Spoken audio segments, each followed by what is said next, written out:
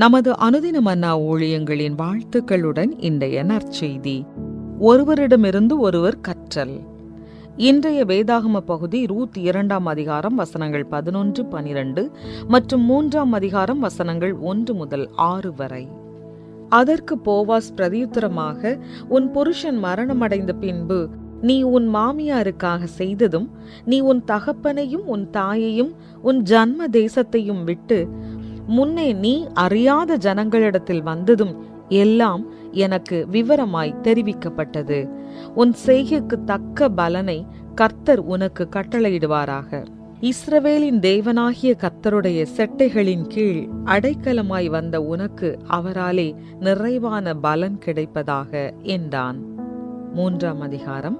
பின்பு அவள் மாமியாகிய நகோமி அவளை நோக்கி, என் மகளே, நீ சுகமாய் வாழ்ந்திருக்கும்படி நான் உனக்கு சௌக்கியத்தை தேடாதிருப்பேனோ?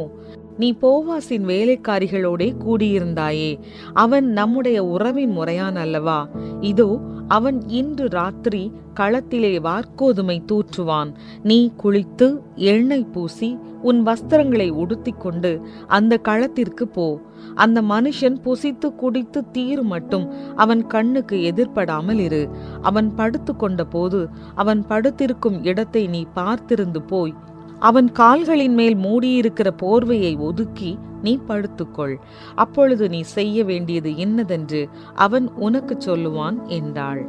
அதற்கு அவள், நீர் எனக்கு சொன்னபடியெல்லாம் செய்வேன் என்றாள்.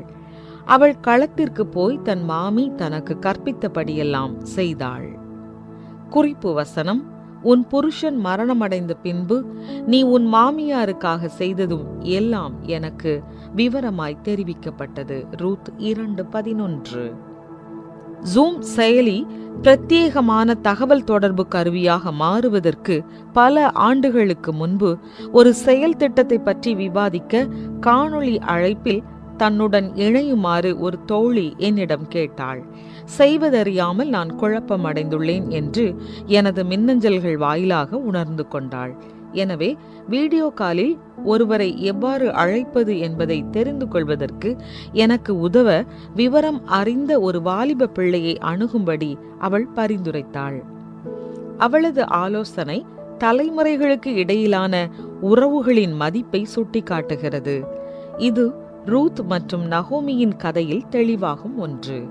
ரூத் ஒரு விசுவாசமான மருமகள் என்று அடிக்கடி புகழப்படுகிறாள்.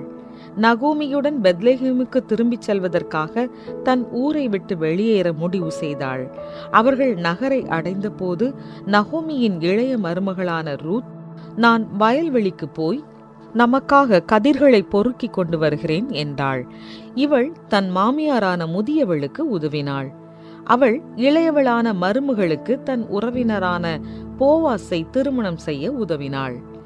நகோமி ரூத்துக்கு கொடுத்த ஆலோசனை போவாசை விட்டு போன திருமண உறவுகளின் ஆஸ்தியை வாங்குவதற்கும் ரூத்தை மனைவியாக கொள்ளவும் செயல்பட தூண்டியது. இளைய தலைமுறையினருடன் தங்கள் அனுபவமிக்க ஞானத்தை பகிர்ந்து கொள்பவர்களின் அறிவுரைகளை நாம் நிச்சயமாக மதிக்கிறோம்.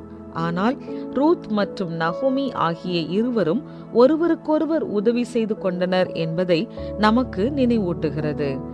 நம்மை விட சிறியவர்களிடமிருந்தும் பெரியவர்களிடமிருந்தும் கற்றுக்கொள்ள ஏதோ ஒன்று இருக்கிறது. அன்பான மற்றும் நம்பிக்கைக்குரிய தலைமுறை உறவுகளை வளர்க்க முற்படுவோம். அது நம்மையும் மற்றவர்களையும் ஆசீர்வதித்து நாம் அறிந்திராததை கற்றுக்கொள்ள உதவும். ஏதோ ஒரு இளையவரிடமிருந்து நீங்கள் என்ன கற்றுக்கொண்டீர்கள்? இன்று இன்னொரு தலைமுறையைச் சேர்ந்த ஒருவரை நீங்கள் எவ்வாறு அணுகலாம்? அன்பு தேவனே, இளைஞர்கள் மற்றும் முதியவர்களிடம் காணப்படும் ஞானத்திற்காக உமக்கு நன்றி. தலைமுறைகளுக்கு இடையிலான பரிமாற்றங்களை மதித்திட எனக்கு கற்றுத்தாரும். ஆமென்.